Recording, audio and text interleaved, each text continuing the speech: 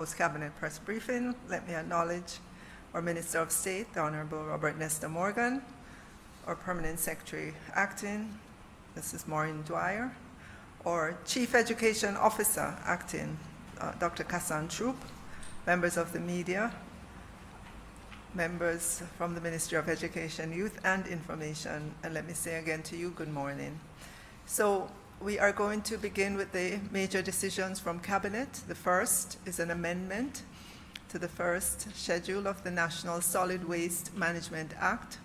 Cabinet gave approval for the amendment to paragraph 5.2 of the first schedule of the National Solid Waste Act, National Solid Waste Management Act 2001 to provide for the members of the National Solid Waste Management Authority to be eligible for appointment to the authority for a maximum of 9 consecutive years.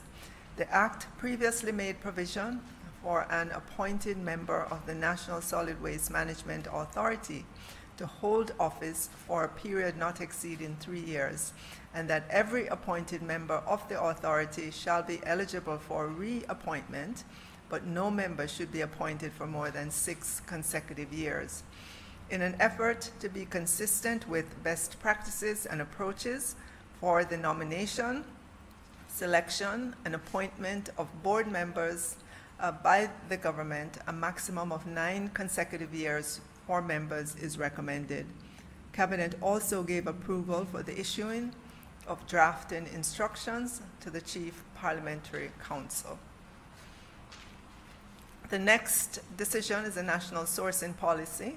Cabinet gave approval for the development of a national sourcing policy and the establishment of a policy steering committee to drive the policy's development. Foreign direct investment has played an important role in the economic development of Jamaica, but the impact varies across the sectors, and there is a need to improve the multiplier effect in terms of improved living standards and sustainable development. The national sourcing policy seeks to address this shortfall in the impact through the development of commercial partnerships and improved linkages between micro, small, and medium-sized enterprises and companies investing in Jamaica. The national sourcing policy would advance the creation of an enabling environment to strengthen and sustain the nation's economic growth and development through strategic and focused initiatives that encouraged and sensitized the use of local inputs in key domestic industries. The policy seeks to establish a Government of Jamaica policy position that supports the inclusion of sectors that could exponentially contribute to the wider economy. The next item is a ratification of amendments and additional provisions to the sale of lands at Harbour Head, Kingston, known as Kingston Dry Dock, and these lands were sold to Jamaica Fruit and Shipping Company Limited and or its nominee, German Ship Repair Jamaica Limited. Cabinet ratified the following amendments and additional provisions to the sale of 5.36 acres of land at Harbour Head in Kingston to the existing lessee, the Jamaica Fruit and Shipping Company Limited, and or its nominee, German Ship Repair Jamaica Limited, by the Commissioner of Lands, as approved by decision number 18/20 dated April 2020. A reduction in the area of land sold by the Commissioner of Lands to the German Ship Repair Jamaica Limited from 5.36 acres to 1.69 acres, given the removal of 0.19 acres or 9 meters of land, which was required by the Urban Development Corporation for a boardwalk. The reduction in the sale price of $171 million to $166,643,548.49. The German Ship Repair Jamaica Limited's full notice of the existence of a 0.19 acre reservation area intended to be used for recreation as a boardwalk and which did not form part of the lands being sold by the vendor to the German Ship Repair Jamaica Limited, a right of first refusal to be provided by the German Ship Repair Jamaica Limited to acquire the 0.19 acres of land required for the boardwalk area should the vendor wish to sell, transfer, or otherwise dispose of same, and to have the continued access to and from the property from the Sir Flores L. Glassbowl Boulevard in the customary manner. Cabinet also gave approval for the Commissioner of Lands paying over $4 million from the sales proceeds to the Development Bank of Jamaica for the engagement of a technical consultant to monitor the development of the Phase 1 works, which would be the construction of dock, buildings, and pier by the German Ship Repair Jamaica Limited Company. Our next item is the World Free Zones Organization agreement to host the 8th Annual International Conference and Exhibition during the period June 7 to 10, 2022. Cabinet gave approval for the execution of the World Free Zones Organization agreement between the World Free Zones Organization and the Jamaica Special Economic Zone Authority in order for the Jamaica Special Economic Zone Authority to host the 8th Annual International Conference and Exhibition from the 7th to the 10th of June 2022 in Montego Bay. The annual international conference and exhibition will be a 5-day event consisting of a Board of Directors meeting, General Assembly, workshops, and training. It is within the mandate of the Jamaica Special Economic Zone Authority to host the annual international conference and exhibition, and the expected positive economic effects from the hosting of the event includes increased investment and tourism interest for Jamaica.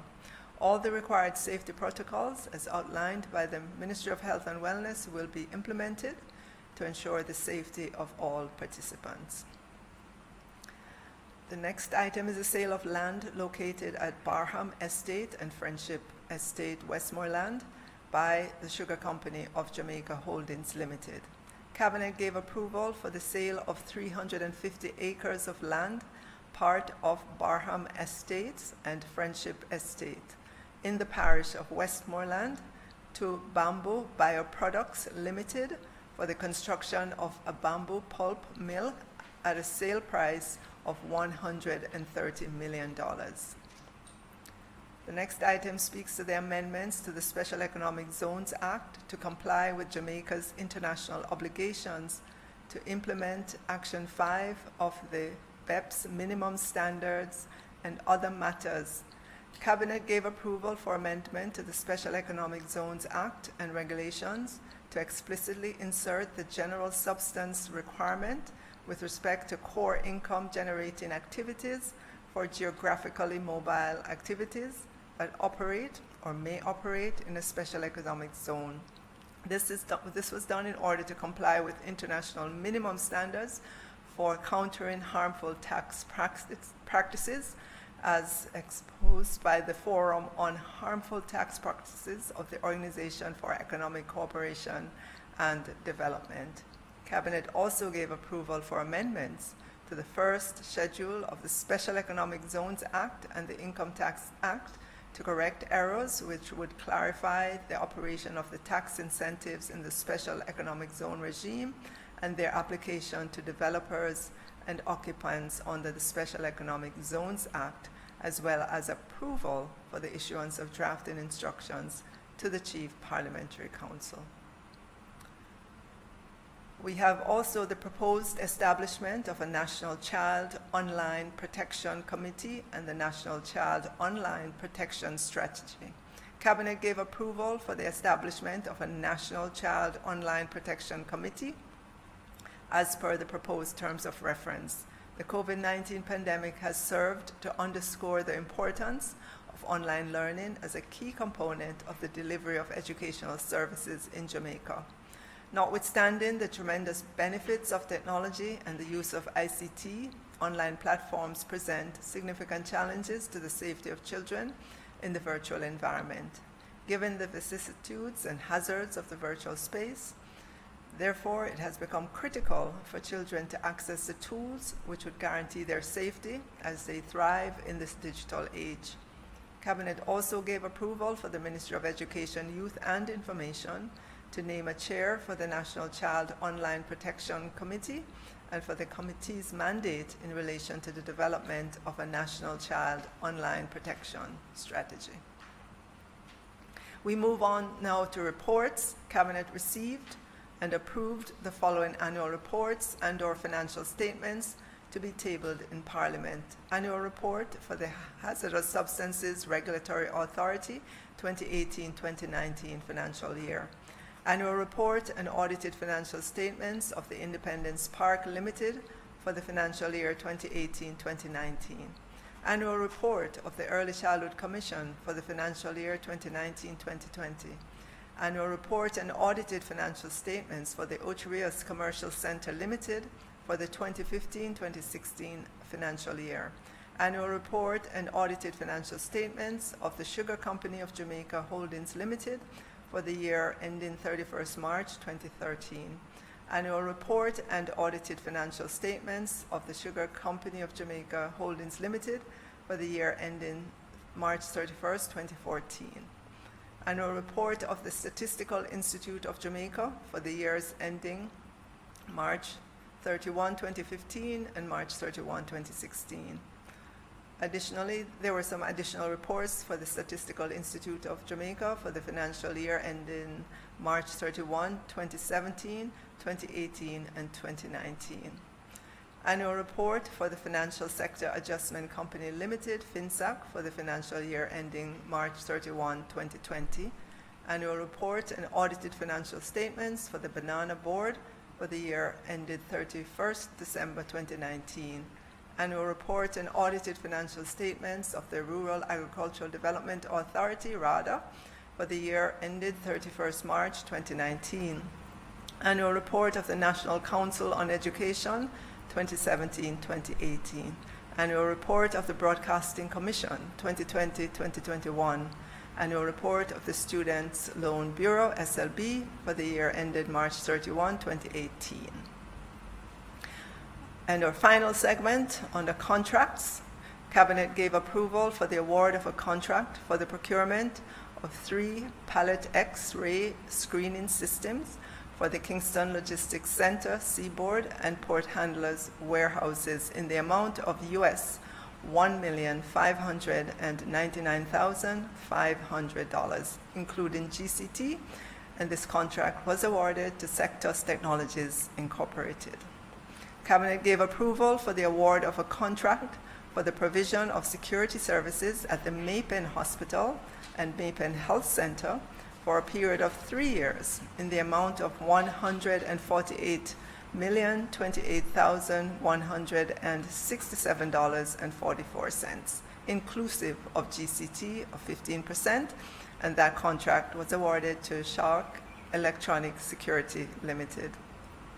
Cabinet also gave approval for the award of a contract for the procurement of reagents and consumables with the provision of 3 immunology analyzers for the 3 years at the National Public Health Laboratory in the amount of US $1,004,296.38, inclusive of GCT, and that contract was awarded to Facey Commodity Limited. Cabinet also gave approval for the award of a contract for works to install pipelines and the rehabilitation of roadway and drainage in the Essex Valley project area in the amount of US $11,965,859.59, exclusive of GCT or any other related taxes, and this contract went to M&M Jamaica Limited, subject to the Ministry of Agriculture and Fisheries undertaking consultations with the respective municipal corporations in relation to the subject works in the Essex Valley project area. Cabinet gave approval for the award of a contract for the supply of pipes, fittings, and other items for the Essex Valley project area in the amount of US $3,159,341.50, exclusive of GCT or any other related taxes, and that contract went to Industrial and Technical Supplies Limited. Cabinet gave approval for the award of a contract for the modification of spaces at the Constant Spring, Monaliganey, and Halfway Tree post offices in the amount of $99,276,458.91. And that contract went to Nubian One Construction Limited. Cabinet also gave approval for the award of a second variation to a contract awarded by the Jamaica Social Investment Fund to undertake rehabilitative works under the Canaan Heights Integrated Infrastructure Project in Clarendon in the amount of $10,812,433.22, and that contract went to Alcar Construction Limited. Cabinet also gave approval for the award of contracts by the National Water Commission for the provision of security services at the offices and facilities of the Commission for a period of 3 years as follows. Vanguard Security Limited in the amount of $257,713,898.12 plus GCT for lot number 1, Kingston and St. Andrew. Guardian Limited in the amount of $617,783,340 plus GCT, broken down as follows: lot number 2, St. Mary, Portland, St. Thomas, and parts of Kingston and St. Andrew in the amount of $195,874,500 plus GCT. Lot number 3, Clarendon, St. Anne, and St. Catherine in the amount of $231,486,000 plus GCT, and lot number 4 in St. James, Trelawney, Hanover, Westmoreland, St. Elizabeth, and Manchester in the amount of $190,422,840 plus GCT. Cabinet also gave approval for a cumulative variation to an existing contract between the Ministry of Finance and the Public Service and King Alarm Services Limited for the provision of security guard services at the Hero Circle and Shalimar Avenue complexes in the amount of $42,816,087.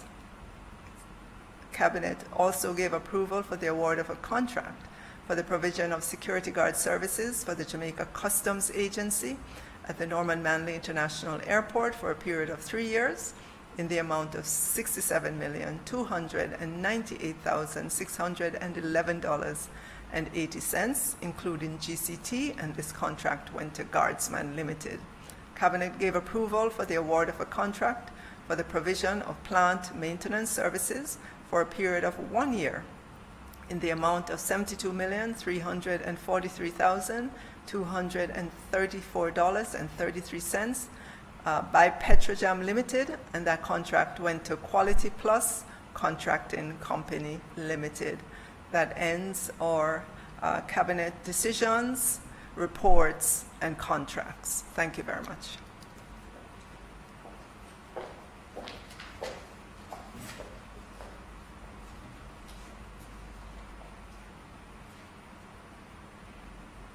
Thank you very much, Minister. We will now open the floor for questions from members of the media. You can indicate you wish to ask a question by using the raised hand feature.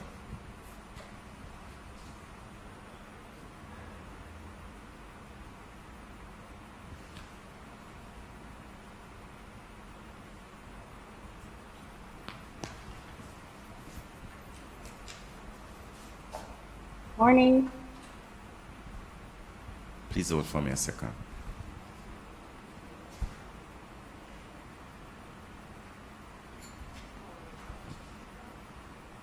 Hi, Ms. Whittock. Please go ahead and ask your question. Morning, Kimon Francis from the Gleaner. 3 questions. Minister, the Jamaica College Board has presented 3 options to the Education Ministry as it relates to former Education Minister Royal Reid. What decision has the ministry taken in light of this? That's 1. 2, in light of the AAJ and NMIA boards being dissolved amid a breach of the law and with respect to a conflict of interest, doesn't this sort of set a template for how these matters should be dealt with? Members of the current board of the NPL were also a part of the previous board, which the Auditor General report said presided over a questionable procurement. Can you respond to this? And also, has the ministry taken into account that some schools' inability to accommodate all students leaving 5th form? And this is in light of the new policy for 6th form students.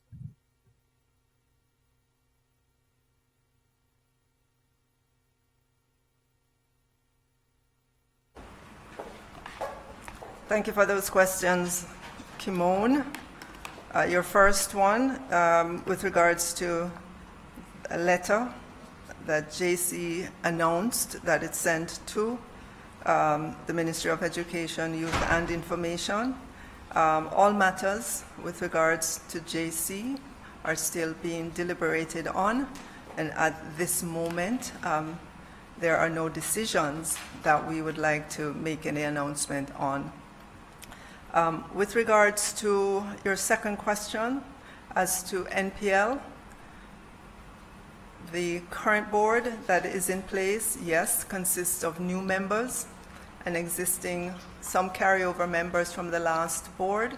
You will recall that the Auditor General's report came out within the last 2 months, and those carryover board members were nominated, last year, late last year, early into this year. So it was before the Auditor General's report. Having said that, though, I've asked the board to go through the report and come back to me. They've promised a report by next week, and at that time, I will know what decisions should be taken. With regards to the third question about schools that cannot accommodate some of our 6th form students, we are working currently with all of our schools to understand to get the estimate from them as to the number of students who would be registered. We are working in collaboration as well with many of our community colleges and other institutions to facilitate our students who register for the 6th form program, as we have announced, the many pathways that we have announced for students in order for them to get additional upgrades in their skill set and training. We are working in earnest, and I'm going to ask Dr. Troop just to drill down a little bit in terms of the details so far, and the conversations that we've been having with our school leaders.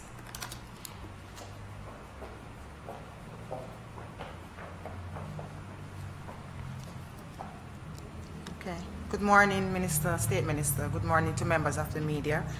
Just to follow on from what Minister said, we are conscious of the limitations within our current high schools, and that is why since 2019 we have been dialoguing. We have conducted our space audits within our high schools, and we also extended that to our tertiary institutions, and that is why we were able to come up with the idea of the off-site opportunities for our boys and girls. So we do understand the concerns of some of our principals at this time, but I use this opportunity to assure them that we are working along with you to ensure that you can address your limitations, and to make sure at the end of the day, all our students are given the opportunity to improve in their certification. This is the ultimate end and desire of this initiative. We know some persons are concerned about some implementation activities, but we are committed. The team is working with our principals right now. I can assure you that conversations are taking place. We have asked our principals to identify a teacher who we will compensate as a senior teacher who will have the hand-holding of these activities. We have asked our tertiary institutions to identify what we call a program officer who we will be working with to ensure that the partnership is taking place. When we talk about the accounting for the students across the different institutions, it's not a literal walking over to institutions from time to time. We are in the electronic space, we have databases. It's really to account for their attendance and for their performance reports. And once we have that information composed and shared, then we know what is happening to our students and we are assured of their progress towards certification. So we are working with our schools at this time. We have the year ahead of us to work through some of their challenges. We're going to be speaking to them individually to look at their program offerings and to plan, to do a growth plan with them to see how we can expand their offerings so it can be relevant to the 21st century demands. Thank you.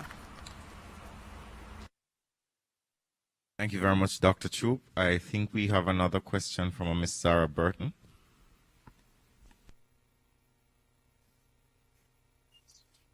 Hi, this message is for either the minister. Good morning, everybody. This message is for either the minister or for the acting CEO. And then I have some other questions that are specific to the minister. Okay, so in an article yesterday in the Glino, acting CEO, you made acknowledgement of sorts that not much consultation occurred with parents on the whole transitioning to a 7-year program at the high school level, no more 5th form graduation. When the mandatory vaccination policy, which is essentially what it was, requiring high school students to, most of them, to get vaccinated before face-to-face can begin again, there was an outcry as well from some parents who said that not enough consultation took place before that policy was put in place. These are two major initiatives now where parents are complaining that they are being told to get in line. And I think CEO or acting CEO Troop, yesterday you had mentioned that you're hoping parents come on board. What is the role that this government sees for parents, since these two initiatives don't seem to be sitting well with how they were implemented without enough consultation from parents? So what is the message to parents and their involvement in their children's lives and their schooling that the government would like to convey with these two actions? That's question one. Should I just wait for that and then go into the other questions, which are different? I think you should allow us to. Yes, okay.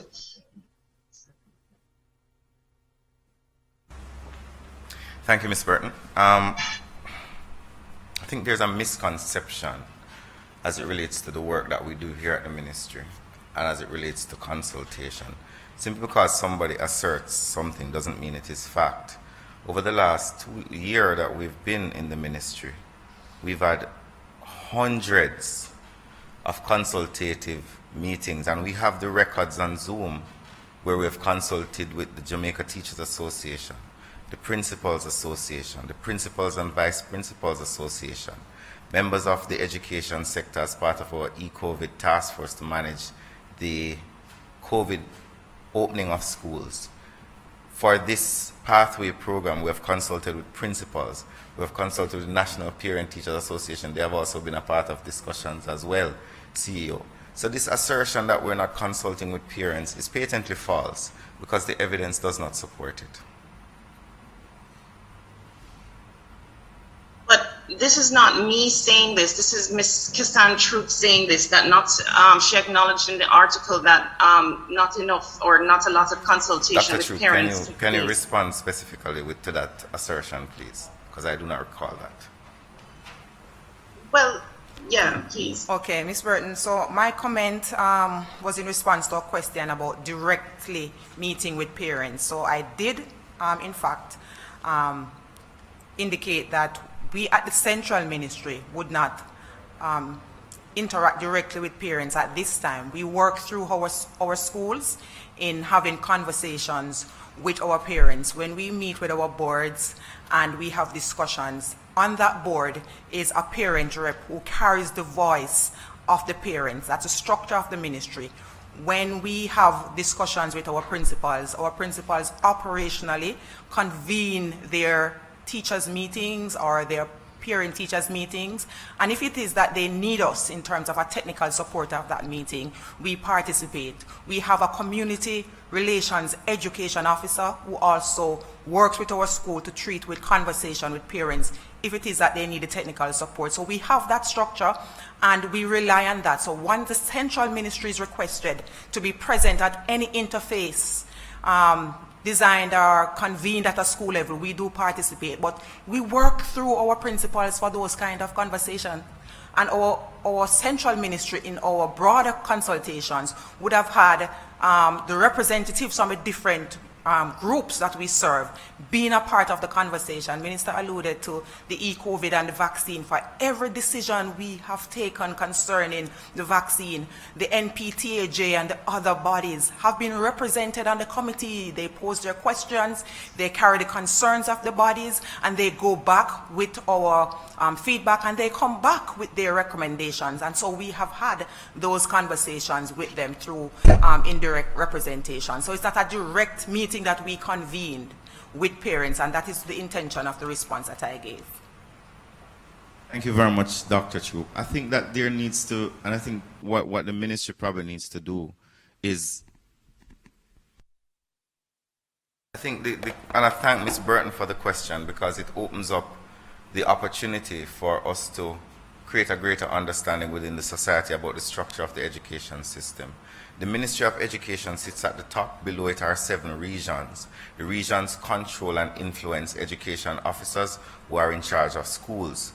We also have various organizations that are associated with the system, such as the Jamaica Teachers Association, Vice Principals and Principals Association. We have 2 of them, plus the National Parent Teachers Association. These organizations consult with us on a regular basis. So we have been very open and very transparent in our relationshiip with these entities. And before we make any major decision, Minister always convenes these consultative engagements where suggestions are made. And even a principal yesterday admitted on Nationwide Radio that he made suggestions regarding the Pathways program, and he saw that the suggestions were accepted. So I just think that, Ms. Burton, what we need to do, and I think the ministry has a responsibility now, to create a greater understanding. When we are doing decisions, we send out our bulletins, not just to principals, but to teachers, to parents, to youth leaders within the society. And we also post it on our website. So if you go on educate.gov.jm, you'd see a proper detailed outline of the Pathways program, because we're trying to inform people and make them understand what is it that we're doing, while at the same time consulting with them. I think you had another question, Ms. Burton, before we go to Ms. Gordon. Okay, this one is definitely for the minister. Last time I was here, I asked you about an access to information request that was created as a result of a question that I made to you several months ago. You said that you would check into it. This is in regard to the funds from the takeover of Petrojam and the money that is to be paid to the Venezuelan government. I wanted to know the status of those checks that you had made. Also, can you allow Minister to answer first before you move on to your next question? Okay. Thank you. So, Ms. Burton, I recall that at our last post-cabinet press briefing, we came back with some questions that were asked at the prior one.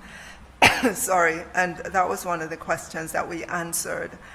In terms of the ownership, we came back to confirm that we had spoken with the Ministry of Finance and the Public Service, that confirmed that the government of Jamaica owns 100%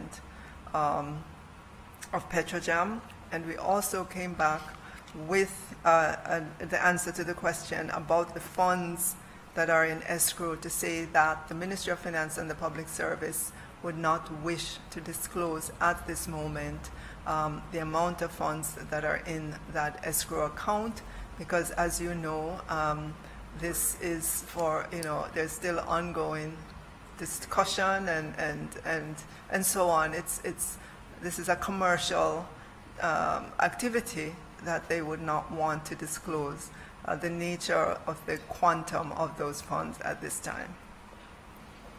You had another question, Ms. Burton, and we do need to go to Ms. Gordon. So I think we can allow you one more question. Yes, this is regarding, again, Minister, annual reports. You mentioned several that were received today.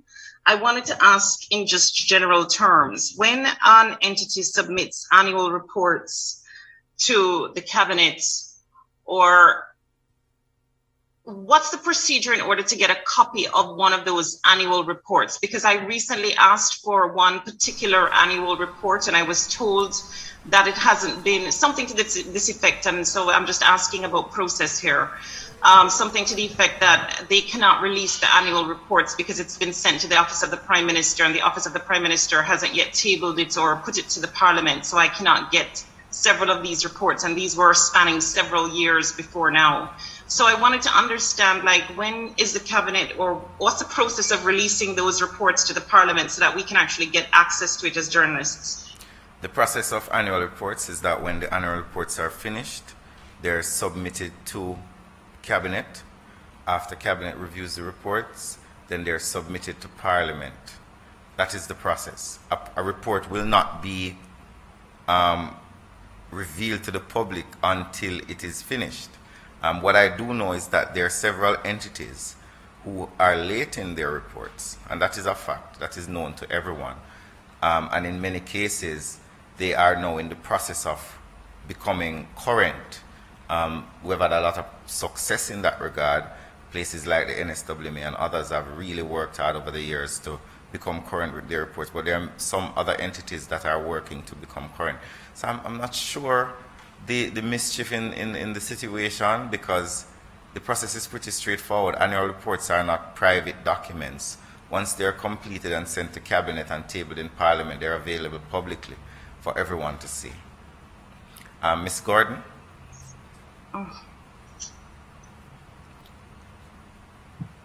Ms. Gordon, I think you had a question. Good morning, thank you.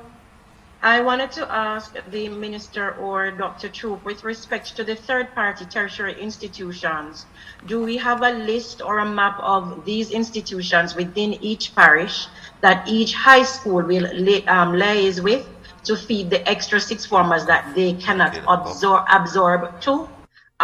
Considering that proximity is also a factor as outlined by the by the sixth form pathways program, just so that parents can begin to plan from now and understand what will happen. So which institutions are near to which schools that the students will be fed to, so that parents can start to wrap their heads around what will happen at the end of the process if their child cannot attend the school. Thank you very much, Tamika. The full list of the institutions are on the educate.gov.jm website. Also, the full list in relation to the regions has been shared with the institutions, the schools themselves. So the schools have a copy, and the public can get a copy on educate.gov.jm. Thank you, Tamika. Do we have another question? I suspect we don't. So I would like to thank members of the media as well as members of the management of this. We have another one? Oh, my apologies, Mr. Johnson. Question? Mr. Jovan Johnson, I understand you have a question.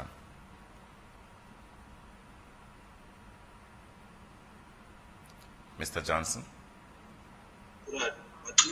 Hi, Minister Morgan, thank you. Good morning.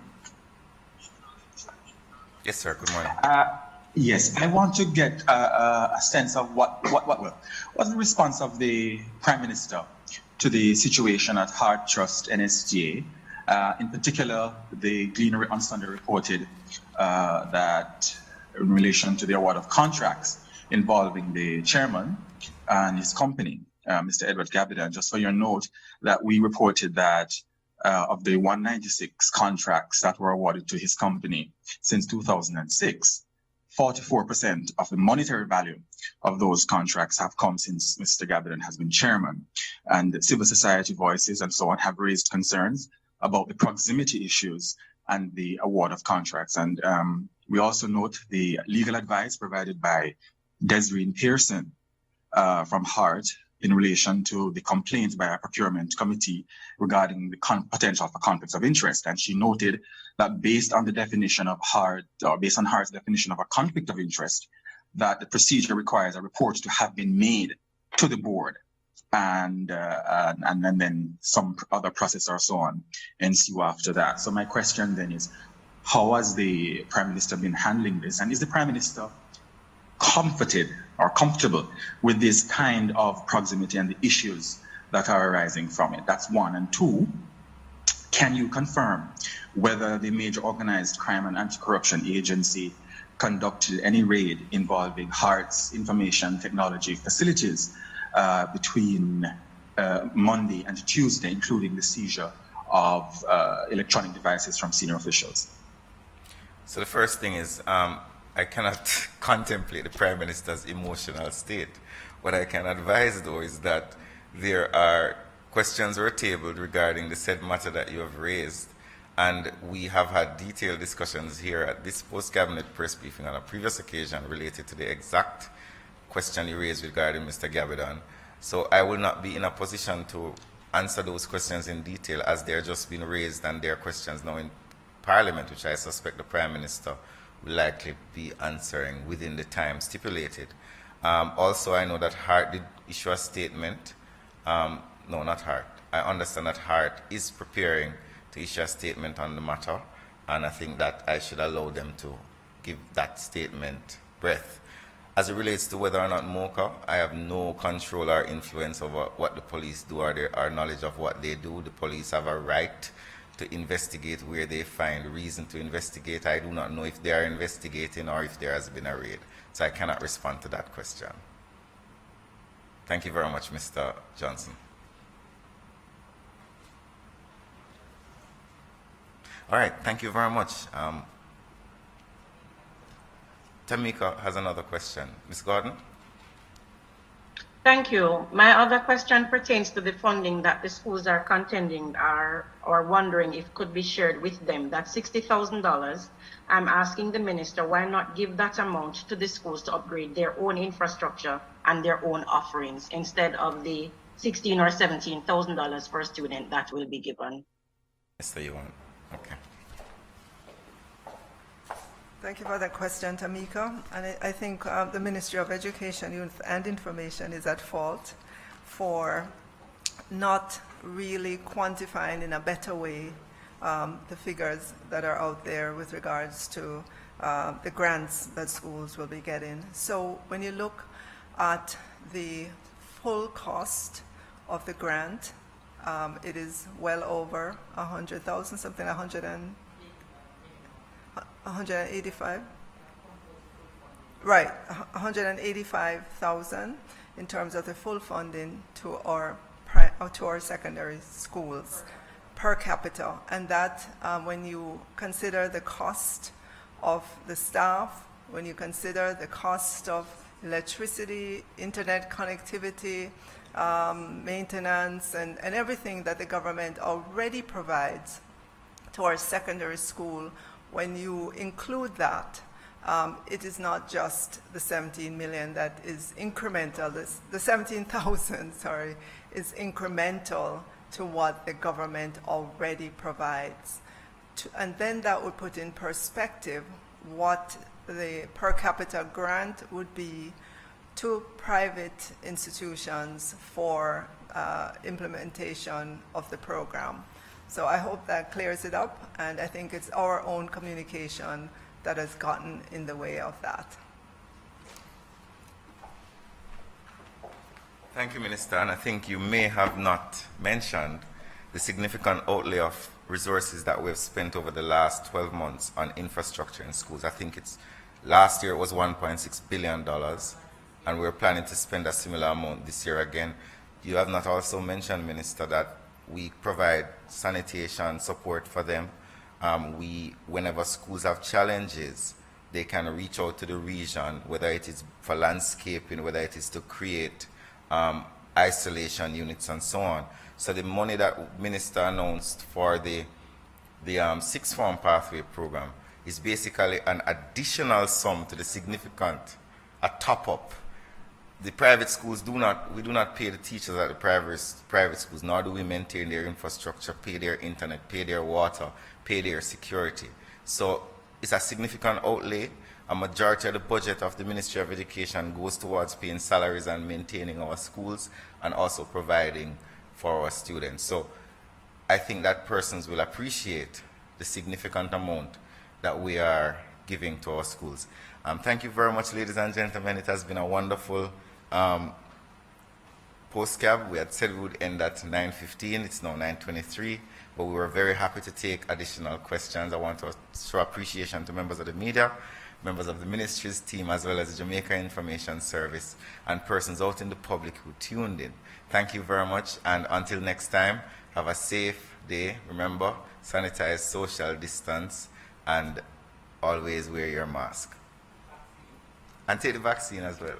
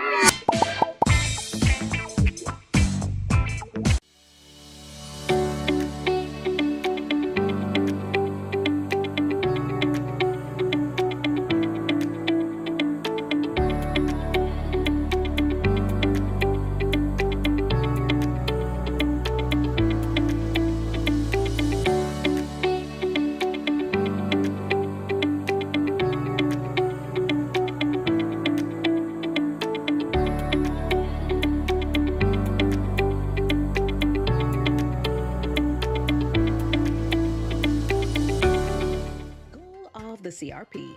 The goal of the CRP is that citizens are empowered to live full and satisfied lives and have transformed their volatile and vulnerable communities into secure, cohesive, just, prosperous, and healthy environments. Objectives of the Community Renewal Program. The primary objective of the CRP is to achieve sustainable positive change among the targeted communities by harnessing multiple interventions around 6 strategic components. These are social transformation, socio-economic development, governance, youth development, physical transformation, and safety and justice. The CRP Secretariat coordinates the implementation and monitoring of partner activities in keeping with its strategic objectives.